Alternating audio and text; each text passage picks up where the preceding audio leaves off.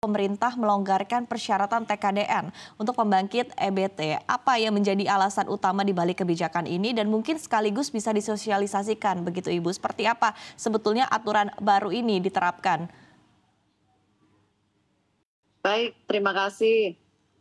Pada dasarnya kami tidak melonggarkan istilah pengaturan TKDN, tetapi memfasilitasi kesempatan untuk mempercepat implementasi dari energi baru terbarukan. Karena begini, selama ini kita melihat di dalam ranah RUPTL, pencapaian RUPTL kita yang disebut Green RUPTL, itu hingga tahun 2025, tahun depan saja, kita masih kurang 7,4 gigawatt.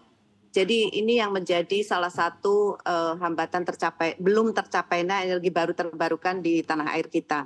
Jadi sampai the next satu tahun saja kita perlu 7,4 gigawatt.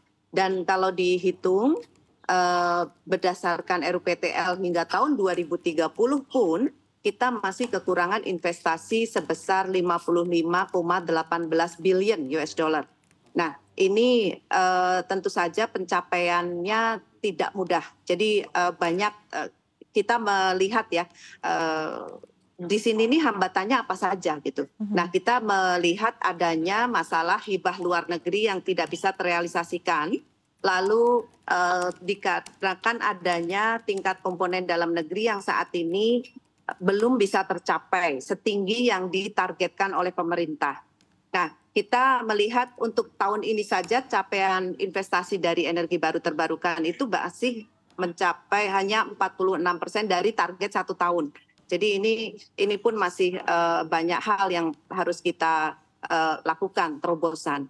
Nah, maka dari itu kita membahas dengan Kementerian Perindustrian, Kementerian Maritim dan Investasi, dan Kementerian Hukum dan HAM, kita menginisiasi adanya salah satu upaya perhitungan dari tingkat komponen dalam negeri ini menjadi tingkat komponen dalam negeri proyek EBET. Jadi istilahnya adalah TKDN proyek untuk energi baru dan energi terbarukan. Dan saat ini dengan adanya peraturan Menteri nomor 11 tahun 2024 yang baru saja berlaku sejak tanggal 31 Juli ya. Dan peraturan ini nanti akan diberlakukan selaras dengan keputusan Menteri nomor 119 juga yang dikeluarkan berikutnya, serta keputusan Dirjen EBTKE dan Dirjen Ketenagalistrikan. Dan di sini kita melihat begini, perhitungan tingkat komponen dalam negeri itu berdasarkan apa yang sudah dihitung oleh TKDN di Kementerian Perindustrian itu masuk ke dalam perhitungan kami. Jadi pada dasarnya peraturan ini tetap mengacu kepada keputusan dari Kementerian Perindustrian untuk berhitung mengenai TKDN. Karena sudah 12 tahun ya TKDN ini dihitung dan semua sudah mengenal. Nah, dari sini kita lakukan penambahan. Jadi penambahan komponen biaya yang terjadi jika modul-modul surya itu yang sudah diproduksi di dalam pabrik yang mengikuti TKDN Kementerian Perindustrian, lalu disusun menjadi satu sistem. Jadi seperti kalau misalnya ada PLTS terapung berarti ada floaternya, lalu ada penyangganya dan instalasi proyek itu sendiri.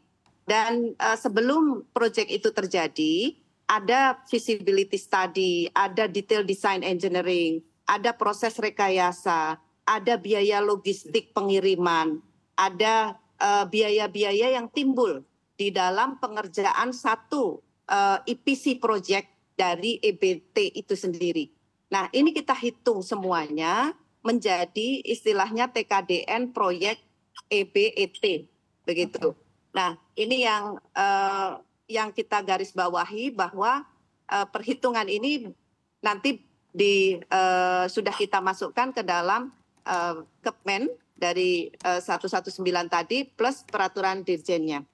Nah, dari sini peraturan menteri ini sendiri kita menggarisbawahi salah satunya adalah hibah luar negeri. Jadi tadi yang disebutkan hibah luar negeri sudah bisa untuk tidak mencantumkan TKDN, tetapi ini hanya sebatas perusahaan yang sudah mempunyai PPA dengan PLN sebagai pembangkit listrik pembangkit listriknya.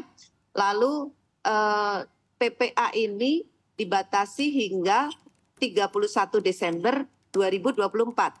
Oke. Jadi yang mempunyai relaksasi ini itu sangat terbatas ya, karena memang kita sengaja batasi. Oke, baik Begitu, Mbak. Ibu Enia. Tadi sekali lagi begitu ya merangkum apa yang Anda sampaikan bahwa memang realisasi investasi di sektor energi baru terbarukan ini memang masih jauh dari target sehingga memang ada langkah-langkah yang dilakukan begitu ya agar realisasi ini juga bisa berjalan termasuk adalah dengan penerapan TKDN untuk proyek EBT begitu. Nah, tapi ketika kita berbicara berkaitan dengan mungkin selama ini begitu ya proyek-proyek yang mandek tersebut karena terhalang dengan persyaratan itu sebetulnya berapa proyek dan proyek dikerjakan oleh siapa saja dan ekspektasinya ketika aturan ini diberlakukan begitu proyek mana saja yang bisa akan jalan dan mungkin kontribusinya terhadap realisasi proyek energi baru terbarukan akan seperti apa Bu Enia? Ya. Pada dasarnya saat ini kita berhitung investasi yang belum terlaksana itu sekitar 49 triliun rupiah. Dan dari sini dengan adanya peraturan Menteri SDM 11 tahun 2024 ini kita bisa mendapatkan tambahan investasi dengan adanya pembangkit listrik tenaga panas bumi yang bisa terakselerasi dengan 13 proyek. Itu investasinya sebesar 4 billion US dollar. Dan dari hingga tahun 2030 ya. Setelah 2030 sampai tahun 2033 saja itu ada tambahan lagi 11 proyek. Dan ini total hingga tahun 2023 bisa sampai 7 billion US dollar. Dan kalau kita melihat potensi yang lain dengan adanya tadi perhitungan TKDN proyek yang berbeda khususnya misalnya untuk PLTS itu bisa menambah hingga Desember tahun ini saja dalam jangka waktu 4-5 bulan ini ya, itu bisa menambah 260 megawatt PLTS lagi. Dan kita harapkan pembangkit listrik tenaga surya ini kalau dalam potensi yang lebih besar lagi kita bisa bertambah sampai 610 megawatt. Dan itu kita harapkan bisa terakselerasi PPA sebelum Desember 31 Desember tahun ini. Karena yang PPA tahun ini hanya boleh bisa impor sampai dengan 30 Juni 2025. Jadi diperbolehkan untuk impor sampai dengan 30 Juni 2025. Tetapi perusahaan ini yang melakukan impor harus mempunyai komitmen untuk membangun industri dalam negerinya. Jadi sehingga kita sangat membatasi ya. Yang boleh impor adalah industri yang juga membangun pabriknya sendiri. Jadi mempunyai komitmen. Dan komitmen ini harus dilaporkan kepada kami. Dan kami juga akan menilai jika sampai dengan batas waktu pembangunan pabrik yang ada tidak dibangun, itu juga kita berlakukan sanksi. Jadi dalam peraturan menteri ini tercatat seperti itu.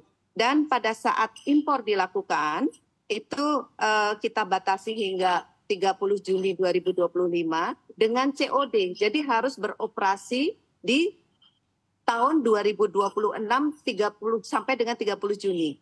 Sehingga ada waktu untuk impor dan juga ada waktu untuk COD, tetapi kita tentukan.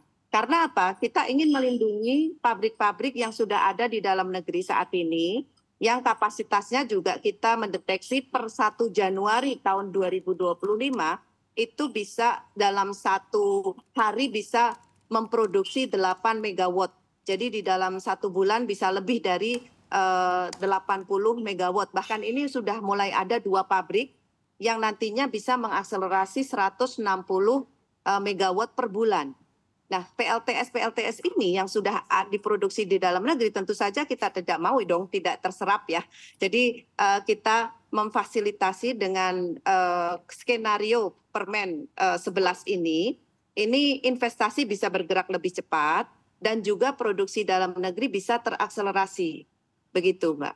Jadi Oke. kita harapkan tumbuhnya investasi dan serta tumbuhnya industri di dalam negeri.